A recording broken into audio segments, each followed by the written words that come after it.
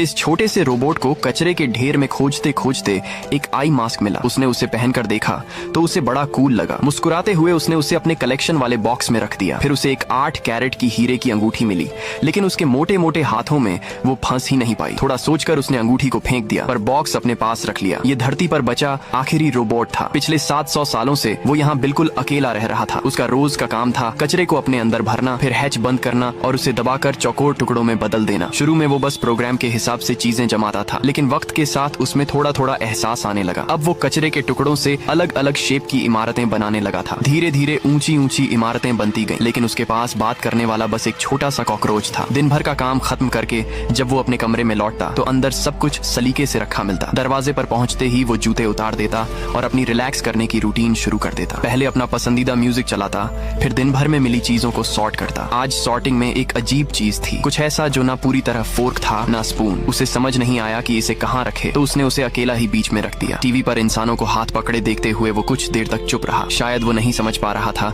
कि ये एहसास क्या होता है, लेकिन अंदर कहीं वो भी किसी का साथ चाहता था। मगर इस सूनी धरती पर वो बस अपने दोनों पंजे पकड़कर बैठ सकता था। अपने छोटे दोस्त कॉकरोच के लिए उसने खाना रखा, फिर खुद एक छोटे से बॉक्स में सिकुड़ कर सो गया। उसका कलेक्शन कैबिनेट ही उसका बिस्तर था। बच्चों की तरह वो तभी सो पाता था जब खुद को थोड़ा हिलाकर झुलाता था। सुबह बैटरी लो होने की आवाज से उसकी नींद खुली। थकान के बावजूद वो उठा, जूते पहने और धूप सेंकने बाहर निकल पड़ा। उसे पता था पूरा चार्ज होने के लिए 2 घंटे की धूप जरूरी है। फिर वही दिनचर्या, कचरा इकट्ठा करना, दबाना और जमा करना। लेकिन हर दिन कुछ नया मिल ही जाता था जो उसकी तन्हाई को थोड़ा हल्का कर देता। उस शाम जब सूरज डूबने को था, उसने एक पुराने फ्रिज को काट कर खोला और अंदर एक छोटा सा पौधा देखा। 700 सालों में पहली बार उसने कुछ जिंदा देखा था। बड़ी सावधानी से उसने पौधे को अपने छोटे बॉक्स में रखा। उसी वक्त उसे एक लाल बिंदु दिखा जो इधर उधर भाग रहा था। वो उसे पकड़ने के लिए दौड़ा, लेकिन जैसे ही उसे पकड़ा, पीछे से एक धमाका हुआ। आसमान से एक विशाल चीज जमीन पर आ गिरी। शुक्र है उसने वक्त रहते खुद को बचा लिया। धीरे धीरे उसने सिर बाहर निकाला और देखा वो कोई तबाही नहीं, बल्कि उसकी जिंदगी में आने वाला नया मोड़ था। वो थी एक चमकदार नई रोबोट, गुस्सैल लेकिन खूबसूरत, और शायद वही थी वो साथ जिसकी उसे सदियों से तलाश थी। दोस्तों, अगर किस्मत आपको ऐसी जादुई दुनिया में ले जाए तो बताओ आप किसके साथ वहाँ रहना पसंद करोगे? प्लीज कमेंट में जरूर बताना।